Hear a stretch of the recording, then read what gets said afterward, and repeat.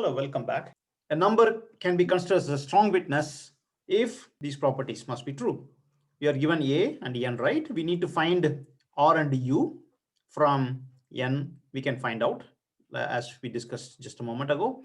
N minus 1 is equal to 2 times R, 2 power R times U.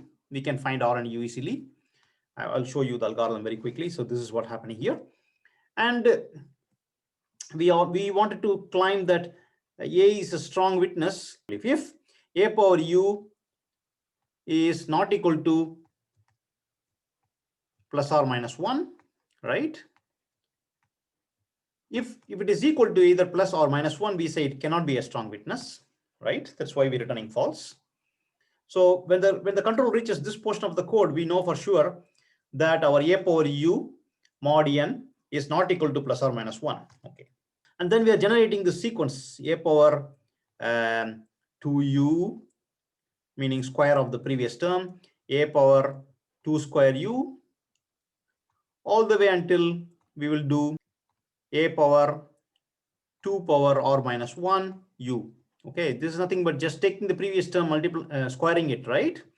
That's exactly what we are doing here in the code. We take the current X, square it in mod N, all those things in mod N. We claimed that all of these must be not equal to minus 1 for A to be a strong witness. If at any moment we get equal to minus 1 means N minus 1 in modular arithmetic, we return false. Okay. If we ever get a minus 1, we stop, otherwise we continue. At the end, we return true. Okay.